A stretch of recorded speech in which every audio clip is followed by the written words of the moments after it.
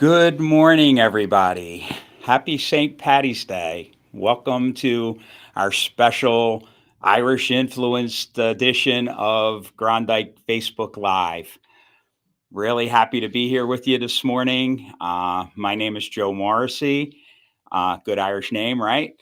I'm Senior Vice President and Chief Commercial Officer for Grondike. Um, we really look forward to these opportunities to interact with friends of Grondike and our fellow associates, and today is no exception. So we're real grateful for the opportunity to be here with you today. A little bit about myself: I've been in our industry for a really long time, really long time, and my responsibilities within Grondike are somewhat diverse.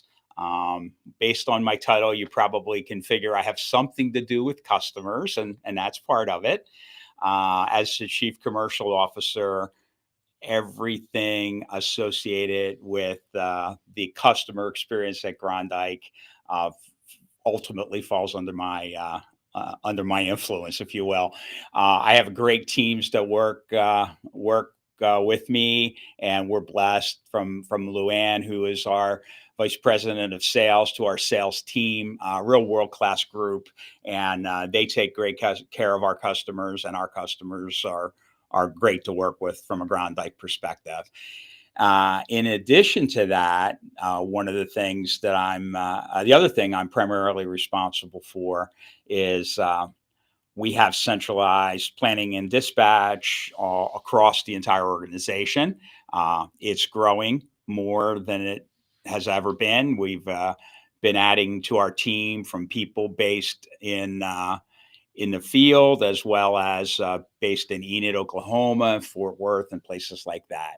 And so we're having a good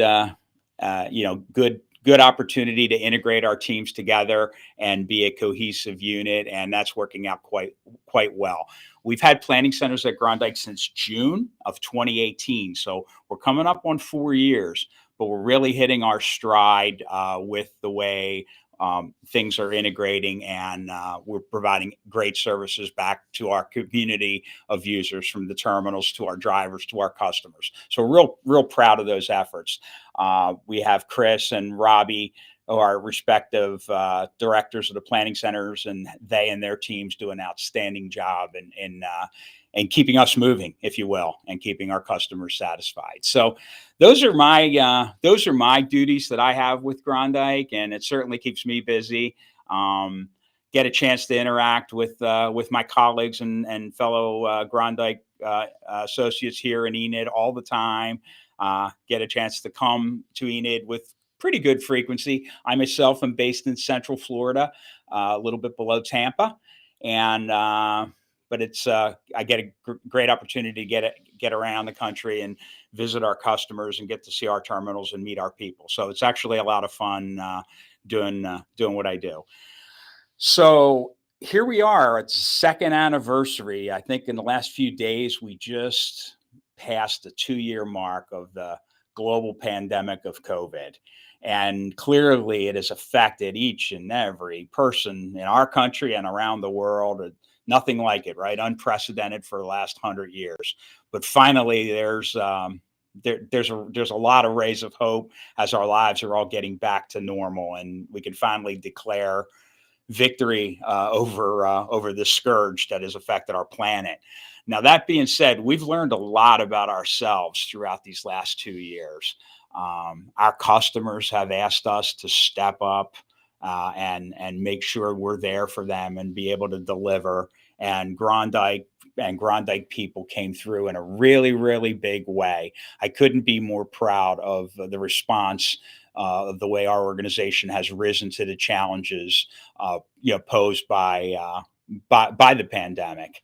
And frankly, the healthcare workers of America, they are the first line of fighting what we've been fighting for the last 2 years. But our community of Grondike team members are very much a part of that too, and we are grateful. America's grateful, and some of our finest efforts have occurred here over these last 2 years. Customers continue to have very high expectations. The need for our services is unprecedented. I've having done this for a really long time, been through a lot of different cycles of the economy and things like that. But there's just a steady pedal to the metal demand coming from the customer world where they need skilled carriers such as Grondike to be able to continue to meet the needs and challenges that they face in serving their own customers. So Grondike has come through loud and clear with that.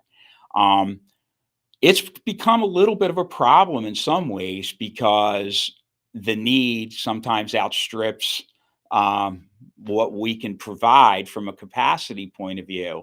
And so we've had to really, really work through some approaches that enabled us to try to create some fair distribution so that how we can do as much good for as many people as possible. Um, One of the things we put into place back at the beginning of the pandemic was maybe coming up with 2 years ago. We put something that we call customer segmentation into our processes. What that is it enabled us to look at all the different needs and requirements that customers had, how those requirements matched up against what we did. Uh, a large portion of us setting up our segmentation comes from driver feedback. Our drivers have given us tremendous feedback through the Grondike app regarding the experiences that they've had when picking up shipments at our suppliers, at our shipping locations of our customers, and delivering to their customers. They've given us tremendous feedback. We have more than 8 or 10,000 individual feedback comments that we've gotten back, and that is incorporated into our segmentation model as we do this. So really grateful for all the input, and it's helped us to be able to continue to be a force into serving the needs of our customers. Very grateful for that. We're going to continue to do that, and it matters because in a world where we're trying to do as much good for as many people as possible, you want to make sure that our capabilities are very, very aligned, and folks that are benefiting from our services want those services. And we have a lot of good fits. We have tremendous customer commercial base that we're real proud of. So we're grateful to our customers in allowing us to do that.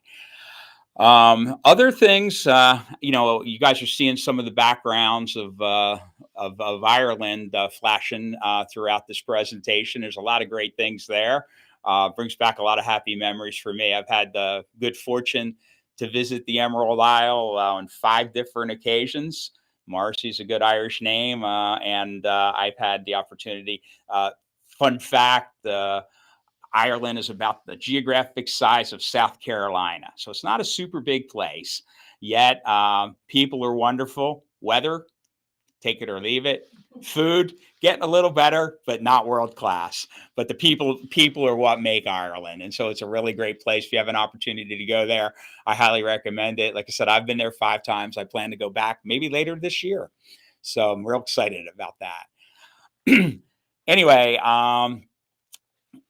being in our particular part of the world and our particular part of the truckload industry really presents a lot of very, very unique challenges. In some ways, the people that work for Grondike are a little bit like unicorns, because we do it all. The degree of difficulty and of being a liquid tank truck driver is really not something one should take for granted.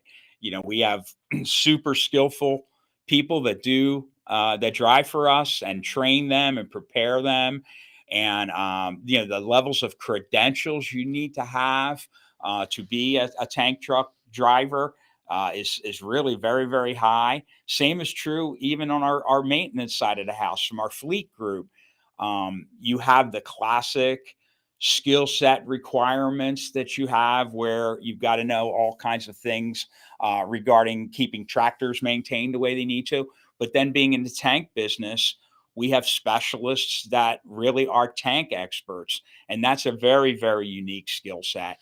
And, tanks, unlike their 53-foot rectangular box brothers on the van side, tend to last a really, really long time. I mean, vans have a pretty good shelf life, but tanks have a shelf life that's even double what a van's typical shelf life would be. And so it takes a lot to keep them up and running and all that stuff. And so the organization has a great capability through our fleet organization, and where we're able to maintain tremendous uptime and keep our drivers moving. So we're incredibly grateful for all the work that they do to help us be successful. Anyway, those are just some by way of background things of things that I wanted to open with and start our conversation here this morning. You guys might be wondering, you see a lot of things in the news, and you probably wonder, how does it affect me as somebody living in the United States? How does it affect me as a Grondike employer? I don't, I don't presume then to know all the answers, but I do think there's a lot of things that it would be helpful to try to maintain a perspective on, right? So let's start with the news. We're getting bombarded about inflation, right? Inflation is at a 40-year high right now. I mean, it's like 7%, and it's a pretty strong number. Where do we see it most? We see it most at the gas pumps. We see it at the supermarket. And of course, we see it at other places too. Everything that you bought a year ago or 6 months ago or 2 years ago, um, prices are definitely higher. There's no two ways about that. I know, things tend to often get highly, politically charged and stuff like that. But there are just some real basic laws of economics that never fail you. They go through all the cycles, and they're ever present. Economies run in cycles, and you have up cycles and you have down cycles. So the inflationary pressures are caused by a lot of different things. You hear the term a lot. The global supply chain is very constrained. That's a really interesting concept. Before the pandemic, I think the peak number of container ships off the West Coast, and the West Coast, Los Angeles and Long Beach, are the two biggest ports of import for the United States. So I think pre-pandemic, I think the highest number of container ships that were off waiting to come on shore at the port of Los Angeles and Long Beach, I think peaked at 16. And now, during the pandemic in September, October, November of last year, it had crested at about I'm sorry, the new peak during the pandemic, it got to about 116. So about an extra 100 container ships were afloat off the Pacific Ocean, off the ports of Long Beach and Los Angeles. Needless to say, you saw the internet memes about Black Friday sale. You got to go meet the boat, right? To go take advantage of Black Friday sale right before Christmas. Some of those boats are just getting unloaded here in the first quarter of 2022, and they were intended to be on the shelves for Christmas merchandise. So there is global supply chain constraints. And while the West Coast ports have mellowed out a little bit in the last 90 or 120 days, some of the action has shifted east. And so the East Coast ports of like Savannah are booming. And so if you look at the cumulative impacts between what Long Beach and Los Angeles and Savannah and some of the East Coast ports are doing, there's still about the same number of ships waiting to come on board. It's just a question of, they're spread out a little bit more geographically right now. All of those things continue to constrain the supply chain, because once those container ships make port, the cranes pull off the container, then they put them on either a rail car or a truck chassis. And if it's a truck chassis, it's got to be trucked away into the interior of the United States or into destination markets and distribution centers for consumption by the consumers. It takes a lot of capacity in order to do that. So the global supply chain continues to be very, very constrained. We are still, a nation that manufactures things. We tend to manufacture things that are mid-level value and high-level value products. A lot of that stuff is made in the United States. Of course, a lot of the lower value products are not made in the United States. And so thus, the heavy trade imbalance that we've probably have had for 50 years, but continues to get more and more and more imbalanced with every passing year. And so all of these things affect us as consumers. It takes more capacity to move more of this product into locations so that we can get at them. The stores that we shop at or the websites that we buy from need to have the product available for us to consume. And the appetite, savings spiked a lot during the pandemic, and people have a pent up demand of wanting to buy stuff. And all of those things have created to the inflationary winds that we're facing today. So, yes, we're seeing higher prices for everything we do. And that's going to continue. The economists say it will mellow out in the latter part of the year. The last two quarters will kind of start to get back to something more normal, but it's a very, very real thing. Now let's add the other dimension. Today is the day one of week 4 of what's going on in Europe, right? The Ukraine situation. It's a tragic situation, and of course, it's adding fuel to the fire of what we're facing from a global supply chain constraint and things like that, because now you've got the energy piece in play. While the United States was not a big importer of Russian oil per se, Russia's still one of the primary oil producing nations of the world. And so their ability to do that in an unrestricted way absolutely helps to determine what the price of oil is. We've seen fuel prices rise to really, really high numbers recently. Right now, they've suppressed a little bit over the last few days, but we've hit some record highs. I mean, here I live in Florida, and before I came to Oklahoma this week, I think gasoline for our 87 octane was about 4.29 a gallon there. As I drive around Oklahoma, it looks to be a little bit better. Both this week and Oklahoma in general seems to be a little bit better than it was back in Florida.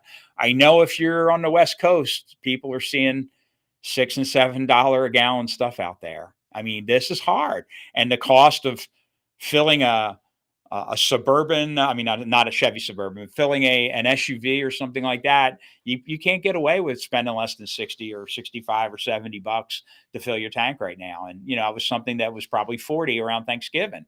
So it's a real thing, and it's affecting each of our households, if you will. And, but the good news is the economists think that it's going to subside, and we're going to get back to something a little bit more manageable through the second half of this year. So that's kind of how the economic world and the global events in the Ukraine are impacting our lives. From a Grondike point of view, think about this: people have been sitting at home through different periods of lockdowns and stuff like that, and there's a real pent up demand. Folks want to travel; they want to get back; they want to get their lives back. We all have COVID fatigue. And with that being said, they're going to take advantage. We're in spring break season now, right? Many school districts around the country have already begun. The colleges and universities have already begun. And over the next series of weeks between now and, the end of April, it'll be 5 o'clock somewhere. It'll be spring break somewhere. So that demand is going to continue to rise. And, Grondike's a big fuel hauler. So we believe that we will see spikes, fueled by the spring break season, and we will be hauling a lot more fuel than we have over the classic winter months. At the end of the school year, when school lets out later this spring, I think there's going to be an explosive demand for fuel. And that being said, we go into what we call our busy season, and some days and some hours, it's hair on fire season. I mean, we do everything in our power to keep our customers' fuel inventory levels where they need to be. As you can imagine, the demands spike up a lot on the weekends because people travel on the weekends, and Grondike's always there. We're silently in the background, but we're monitoring the inventories at the tank levels, and we're keeping our customers' fuel levels where they need to be so that you don't see the dreaded yellow plastic bag over the pump when you get there, right? We're doing our part to keep that going pretty well. So it's a very optimistic time to be doing what we do. The demand for our services are very, very high. the demand's going to continue to be very, very high. And Grundike is going to continue to answer the bell, and we're going to make our customers proud. We're not going to disappoint. We're going to make them proud. We're going to stand up to the occasion. We're going to accept the challenges that they give us, and we're going to continue to keep America moving. And so it's what we've done. It's what we do. It's what we've always done. It's what we will continue to do. It's what makes us Grundike, and it's what has made us famous in our industry for nearly 90 years. I mean, we're coming up on our 90th anniversary this summer, and that is an enormous accomplishment. I couldn't be more proud. Having only spent the last 3.5 years here at Grundike, but obviously as part of a very long career. I feel like I've landed at a place that I call home, and I hope that each of you look at it in the same way, because Grundike is a real special place, and we're incredibly grateful for all of our folks that have chosen to be part of the Grundike story, and that doing what you do to help us be successful. We're incredibly grateful for that, and we ask and we're honored that you continue that journey with us. So it's a great time to be doing what we do, and that's pretty much my long opening monologue. So I apologize for that, but some of the stuff I wanted to share with you about, both from a business point of view and from a world events, and how it might affect our world a little bit. So with that, maybe we'll see if we have any questions maybe have come in, Matt. We do have one question. Mm-hmm. Rod Merrill asks, what, no dancing leprechauns in the background? Right. Well, I love a good screen. I love a good background screen as much as anybody. So we'll work on that for the next St. Patrick's Day edition. But right now, we'll just have to look at these beautiful landscape shots of the beautiful Emerald Isle, and it is a lovely place. I do recommend everybody, if you get a chance, you will not be disappointed having a chance to meet and greet and have experienced the hospitality of the wonderful Irish people. So all good there. Anyway, one other thing from a housekeeping point of view, I was reminded, because it affects all of us, me included, we got to be proactive in keeping up our information in Workday. Workday is our self-service portal. Back in the old days, you filled out forms and you sent them in the mail, and somebody eventually got to it and updated your records. Now you do it real time. You think about it, you do it. You change your address, you go in there, you do it. But we need to have a lot of information. You got to keep your address current. You got to keep your phone numbers current. Keep your beneficiaries current.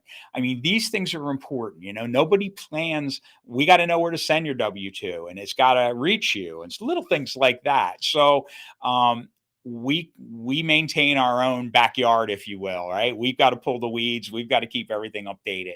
So the ask is for each of us to do our part and keep your records current in Workday. I do it periodically. I remind myself to go in there, maybe every 6 months, to make sure everything is current and accurate. And it's easy to do. It takes just a minute. So please do that. You'd be surprised the number of gaps that we have in our information. And at the end, we're a service organization to our people too, and we want to provide good service to you too. So, okay. Let's see. Any other things I might want to share with you today? So, the competitive dynamics that we face are, like I said, very, very consistent. The need to service the different needs of our customers. I mean, our customers are facing challenges they've never faced before, and so they're asking for us to do things they've never asked us to do before. They're asking for flexibility. They're asking for creativity. They're asking, can we find ways to solve for yes? Can we find ways to do more than we do? And we try to harness the power of innovation and creativity with, combined with a can-do spirit that a typical Grundike person does possess, and we're able to step up to the plate and do more and more in our journey to try to service the needs of our customers. So we want to encourage, customers to continue to rely on us as a carrier partner that always comes through for you, because we have people that care, and we're going to continue to be that carrier, the one that we're proud to be, and the one that we hope that you're proud to use us. So that to us is really important, to continue that journey together.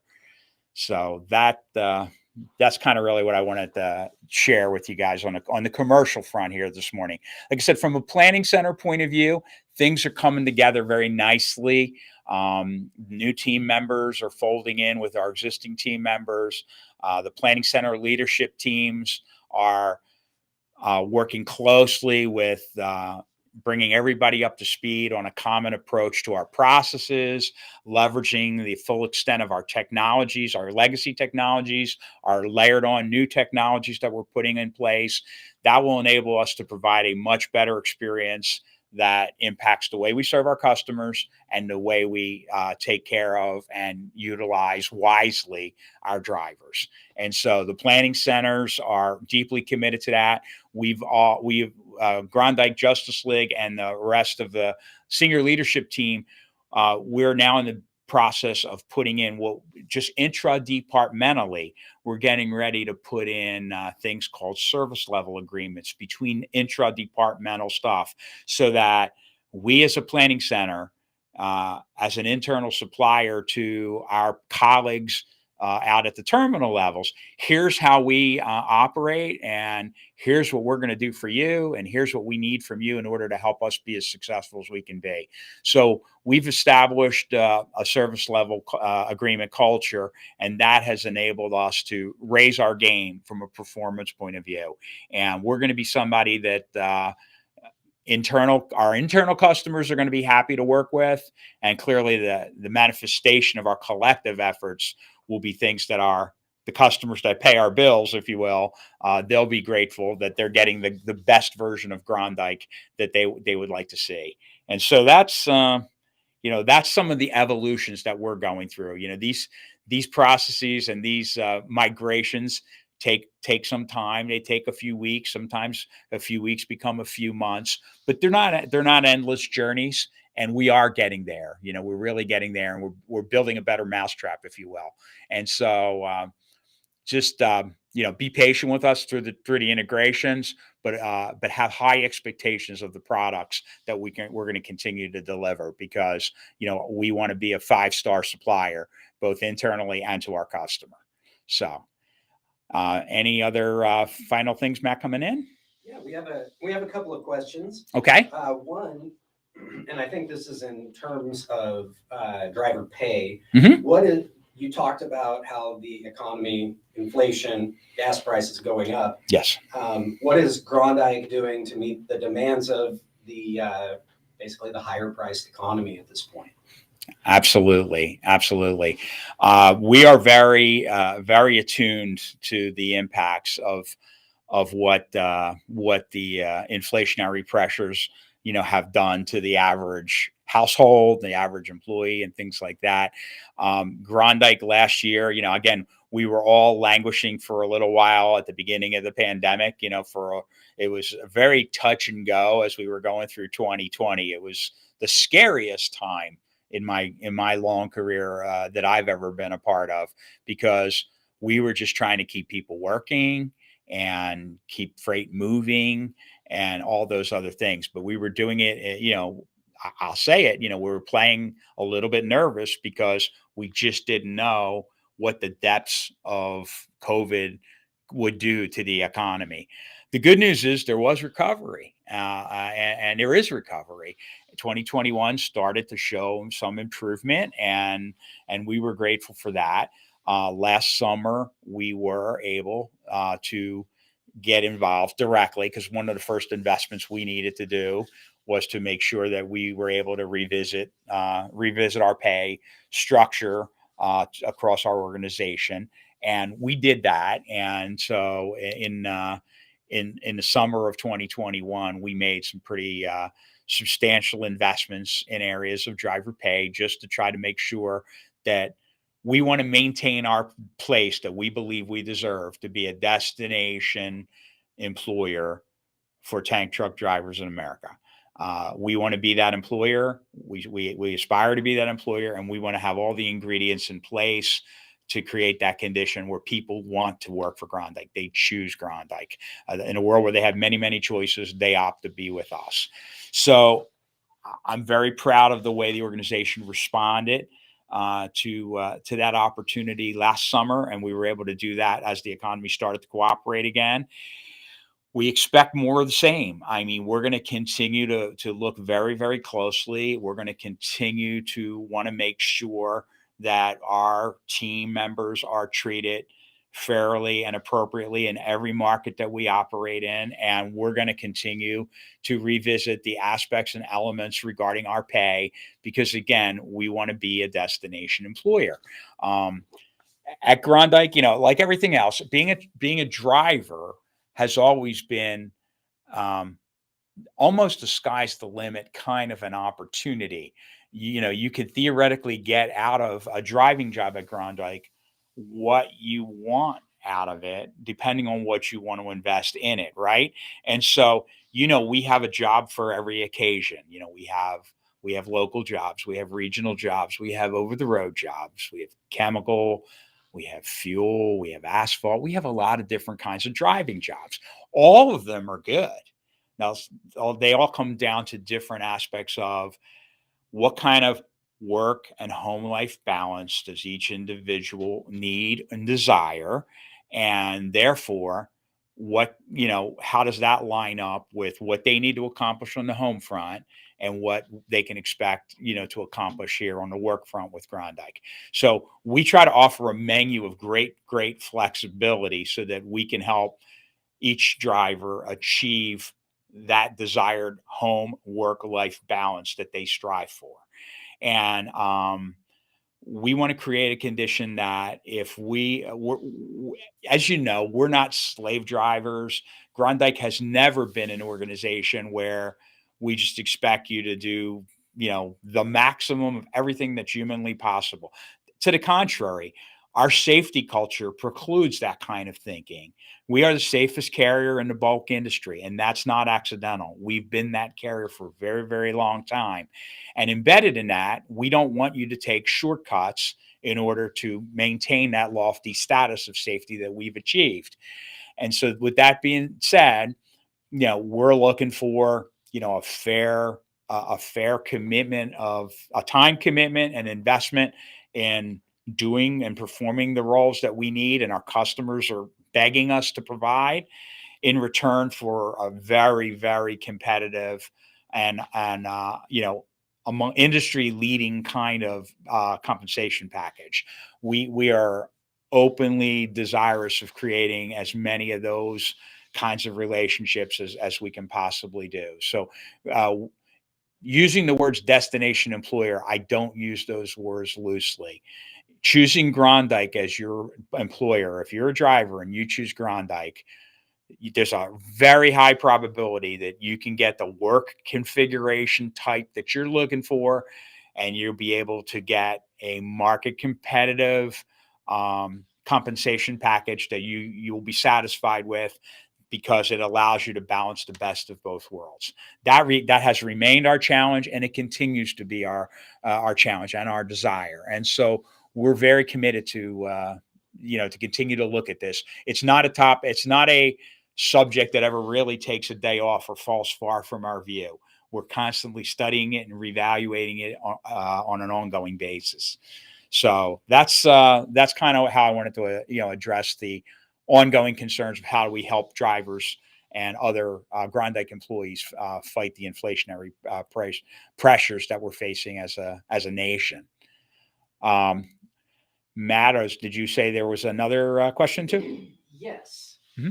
So Luann is asking, from a commercial perspective, can you tell the large public audience out there about the changes we are trying to make with our customers toward a more dedicated service and more willingness to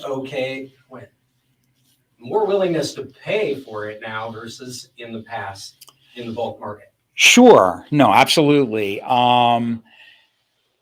Like I said, our customers are challenging us and asking us to provide things that they haven't asked for before. Um, the general need is, there's a backlog and there's product that needs to be moved, and it needs to be moved consistently and reliably, and with great precision, right? We need to do it safely, we need to do it on time, and we need to manage all the ingredients that the customers have in place to enable them to maintain the service like commitment they have with their customers. So we're finding more and more customers are talking to us about the idea of, um, reserving dedicated capacity to allow us to be able to, address and support a greater portion of our customers' needs. Um, Markets are very, very competitive, right? We have certain markets in the country where we might have 2 loads, we might have 2.5 loads for every truck we have in that market. I mean, the demand for the truck, is far greater than the number of trucks we have. So, how do you defend against that if you're a shipper? Well, some shippers have wanted to take the guesswork and the uncertainty out of that. And so Grondike does have a program, where we're able to provide dedicated capacity where the driver and the power units and the trailers are dedicated in full to the shipper that contracts with us, and we're able to provide whatever levels of enhanced capacity and delivery services that now they're facing and requiring in order to service their market. Several of our customers have taken great advantage of this, and we have trucks scattered all throughout our geographic footprint of Grondike, serving the needs of many, many different shippers who have felt that having the certainty and security of supply was priceless from their perspective. So, the investment levels in order to maintain those things are not insignificant, but the payoff is great. And so we're able to, um, create dedicated resourcing within our limited capacity network. And our drivers, have the certainty of repeatability of the business. So if we're dedicated to, say, customer X, and we service 8 different consignees of theirs, the driver's going to be in a continuous, recurring service to that same group of customers for the duration of the engagement. So there's a lot of those requests. I mean, they just seem to have proliferated greatly, over the last bunch of months. Grundike's been able to answer those requests affirmatively in every case, and we're going to continue to be able to do the same. We're creating different subsets of capacity within Grondike so that we can say yes more often. Shippers' needs are not getting any easier or getting any smaller. And we want to be able to step up and say yes. We want to be able to give you an oversized commitment to be part of your solution. And our dedicated program has allowed us to do that. And so we're doing it broadly across different product groups, across different customers, and across different geographies. It's been a great success story for us. And we would envision it's going to continue to be the demand for the service is going to continue to remain high, and we're prepared to answer, in the affirmative to try to support our customers' needs, around services like this. So, okay. Let me see. Any other questions? We have a global audience, South Africa, Israel. Oh, great. Okay. Well, welcome to our international friends. We appreciate you tuning in today, especially with time of day considerations. It's not 9:30, 8 a.m. like it is in Oklahoma. So thank you for joining us today also, and welcome to the Grondike broadcast today of Facebook Live. So thank you for that. So all things considered, like I said, the challenges that the last 2 years have provided to us and every other company in America has taught us things about ourselves that we probably knew was always in there, but boy, we got challenged to deliver them, and I think we've delivered them very, very well. It's created a mindset of solving for yes. It's created a can-do spirit within our organization. And, Grondike continues to do tremendous things on behalf of our customers and our people. And is our commitment and our desire to continue that journey and, have you guys continue that journey with us. So for our employees, I hope that you look to us as the employer you want to work for, because we can meet the needs that you have, and create a win-win environment so that you can maintain that balance in your life that you want, and at the same token work for a great organization that has literally 90 years of history, and yet our best days are still in front of us. I know that's a bold statement, but I believe them to be true. And so we're grateful for all of our employees. We're grateful for our customers. Keep challenging us. Keep asking us to do things that you've not asked us to do before. Watch us try very, very hard, to say yes, and to help you through these problems. In a world where there's certain things that you just can't wave a wand and make them go away, I'd like to think that we can remove a lot of the headaches that our shippers face. And so rely on us more. It doesn't, you won't be disappointed, because the innovation and the commitment to helping bring you a solution will be unrivaled. So we would ask for you to, keep us in mind as your needs get complicated and continue to grow. Look to Grondike as somebody you can count on. So anyway. Okay, well, I took a lot of your time this morning. I appreciate the questions and the input, and we're very grateful for this this opportunity to be with you today.